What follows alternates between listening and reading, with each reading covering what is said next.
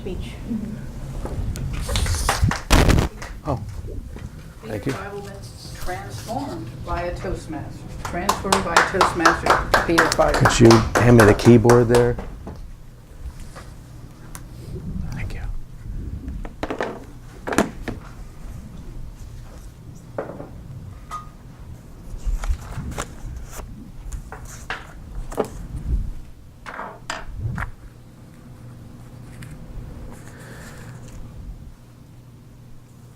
The Toastmasters program was begun about 100 years ago. The nation's economy was booming, and young men were leaving home, leaving families, going to cities, towns to get work. The YMCA was set up for that very purpose, to provide a place for unrelated single individuals to come and live until they could get settled. All these young men had skills, but they didn't know how to talk about themselves and their skills. They were hardworking, they were reliable, trustworthy, but when a stranger would ask them to talk about themselves, they had difficulty. So Ralph Smedley, a director in the YMCA, started the Young Men's Speaking Club and helped these men actually talk comfortably about themselves. Today, the program does a similar task for a wider range of people in a lot more complicated roles. I want to reflect on all that with 4 points. I want to examine public speaking. I want to explore the speaker's experience, look at the equipment and the program that Toastmasters provide, and reveal to you where your future as an effective speaker is. Now, I'm going to offer this because guests and new members, my former self, had to wait months to get what's in this presentation, gleaned from discussions and overhearing this and that. I thought there's a better way. Let's just package it and deliver it to membership.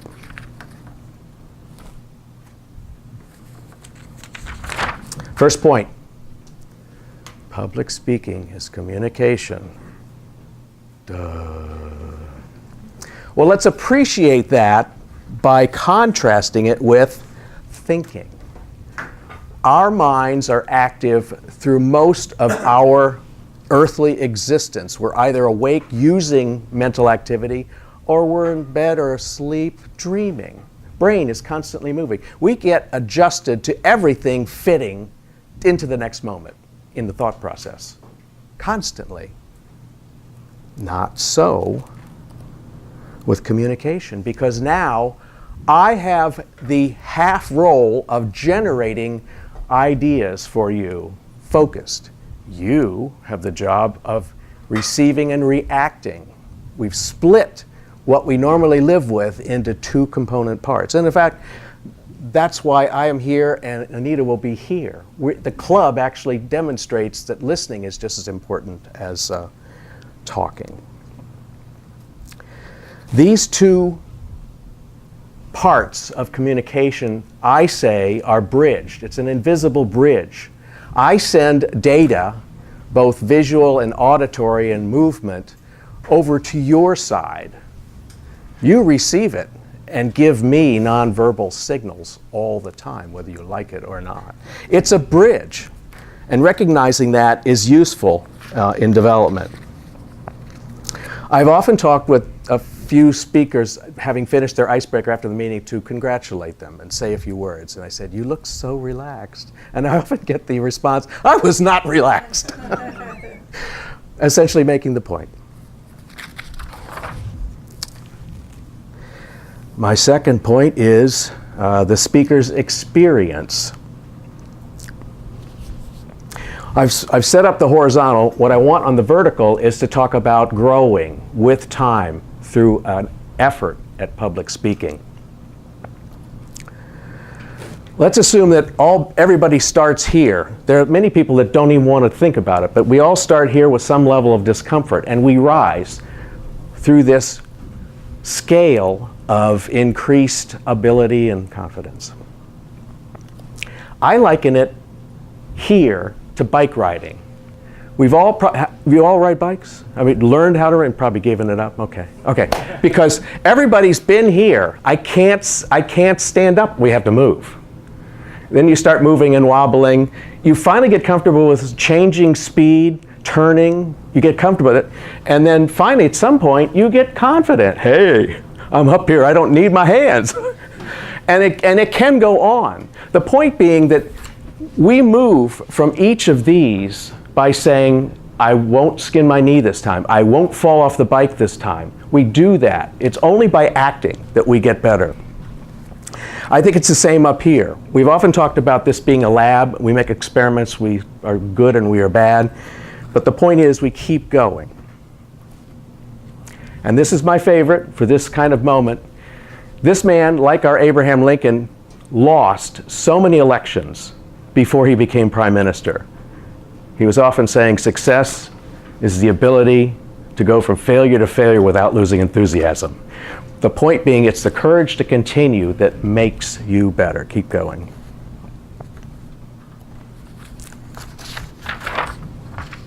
All right, bring back the audience. As the speaker in front of any group of people gets better, the audience reaction changes as well. You can count on it. It just does. The chemistry is different and things happen. All right, I want to go to the third point. The program materials in Toastmasters. We start with a competent communicator. There are 10 projects, and if you look at them, there are many different topics, but they're all about getting better, getting myself better, and these are essentially what is in those projects. I submit to you, and I think you'll agree, we've been doing this stuff since preschool. We've been working our voice, but it's only the groups that we decide will exercise them fully. First it's just parents, then you add in some close friends, then you might add in a class, but the point is, we've been working these skills listed in the Competent Communicator for a long time. What we're trying to do in the program is say, exercise all of them up here, maybe with a little exaggeration. There's nothing new, it's just do it up here.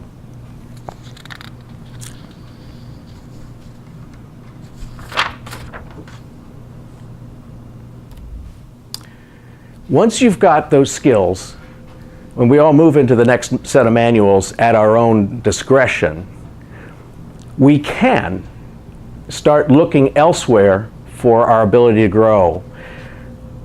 I'd like to think that when we're done with the Competent Communicator manual, we can almost instinctively employ these devices. I can change my voice. I can move, and I will do that. Instinctively allowing our cognitive mind to actually start looking around and taking in information from our listeners. And that's why I put these eyes up here. Benjamin Zander calls them shining eyes. I got them in my second speech and I was totally shocked and didn't know what they were from an audience member. I found Benjamin Zander says, when you reach a member in the audience, their face lights up and their eyes start smiling. He says that's why motivational speakers keep on doing it. They like going into a large group of strange people and watch the faces light up. It's not about money. It's not about prestige. It's seeing that my behavior in front of people makes people understand something I'm trying to say.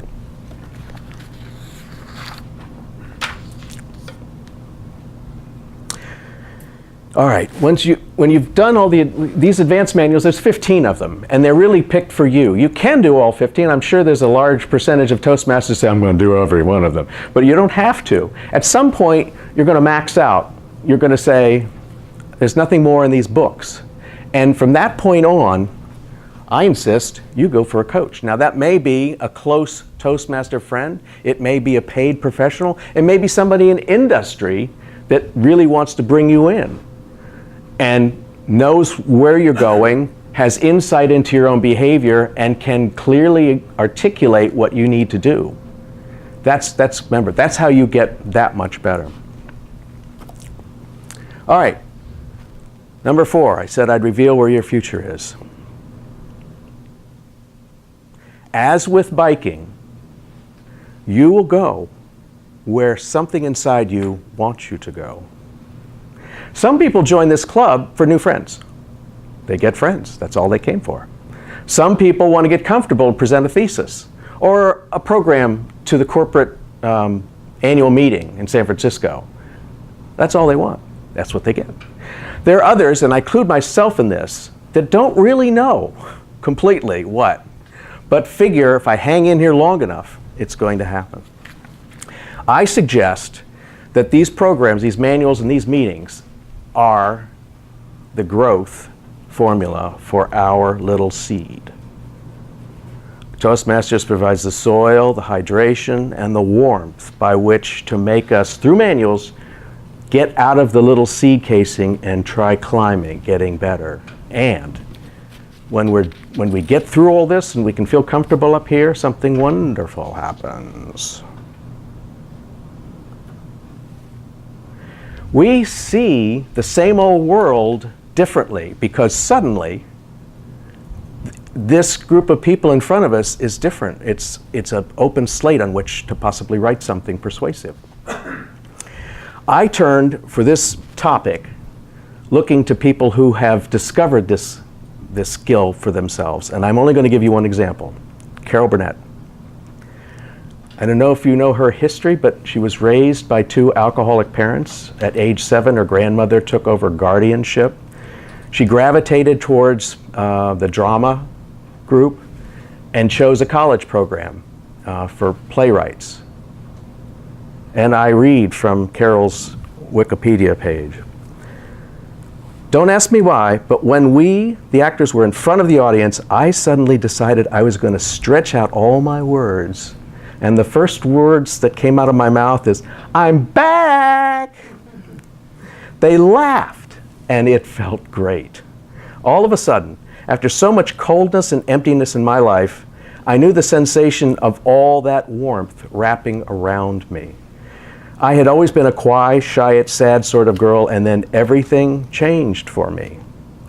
You spend the rest of your life hoping to hear that laugh as great again. There are other testimonials like this, but essentially it's the same thing. They come to a point, they deliver themselves to a point, and suddenly the answer is provided. Your answer is always within you. And your goal will be displayed before you when you get to that point. That's all I can say. Thank you.